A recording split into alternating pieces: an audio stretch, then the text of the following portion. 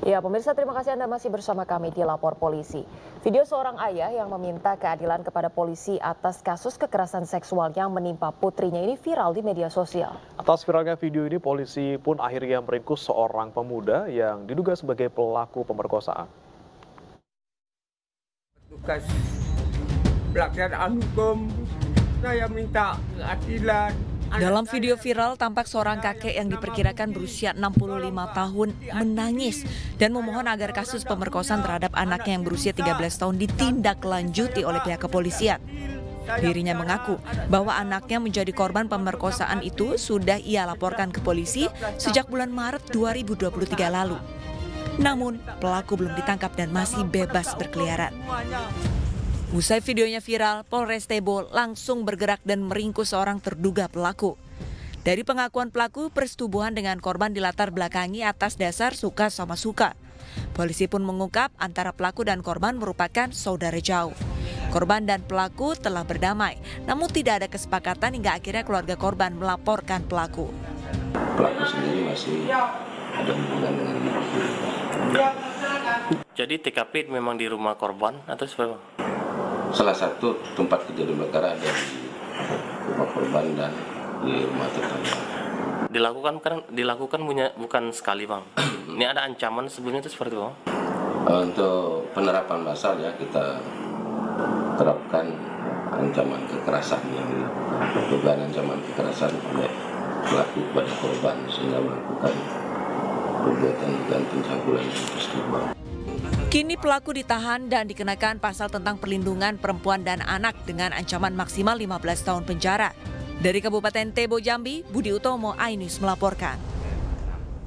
Ya, dan pemirsa, untuk mengetahui informasi lebih lanjutnya kita akan membahasnya dengan Kapolres Tebo, yaitu AKBP Iwayan Arta Aryawan. Ya, selamat siang Pak Wayan. Ini kan sudah dari Maret 2023 dilaporkan oleh ayah korban.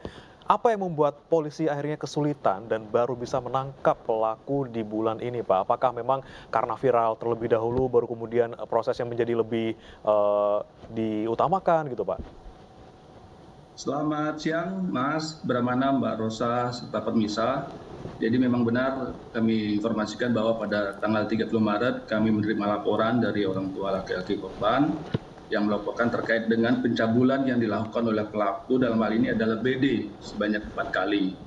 Jadi laporan tersebut kami terima di Polres Tebo yang memang sebelumnya sudah dalam penanganan di Polsek 7 Koto Ilir.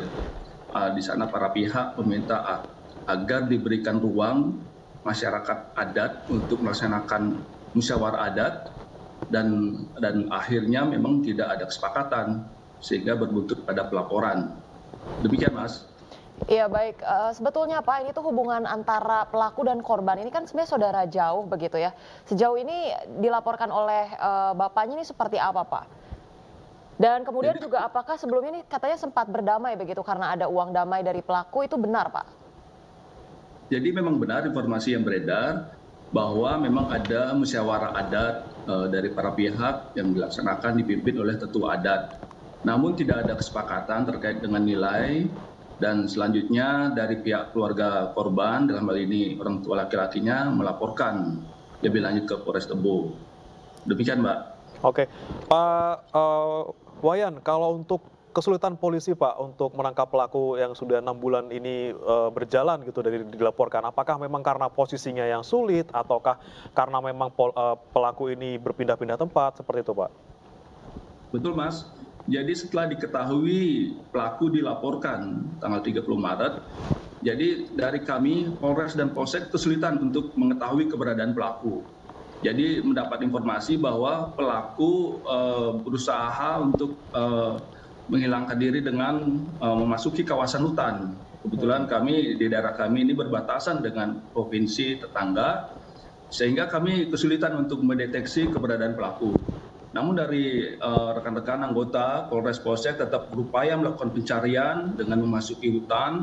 Namun akhirnya memang pada saat ada informasi terkait dengan permasalahan yang dialami oleh keluarga pelaku lainnya, baru kami bisa membuka informasi mengetahui di mana pelaku berada. Demikian, Mas. Baik, proses hukum selanjutnya akan seperti apa, Pak? Kemudian jerat hukum yang akan dikenakan kepada pelaku ini boleh dijelaskan, Pak?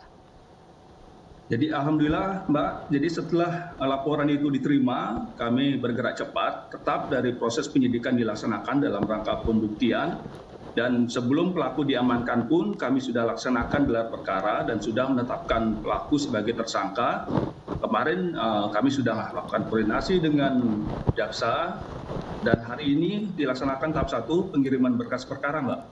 Demikian Mbak. Oke, Pak Iwayan, kalau untuk hubungan antara pelaku dan juga korban, ini kan pelaku sempat mengaku atas dasar suka sama suka, Pak. Apakah memang antara keduanya ini punya hubungan asmara sampai kemudian pelaku ini memperkosa korban sebanyak 4 kali, Pak?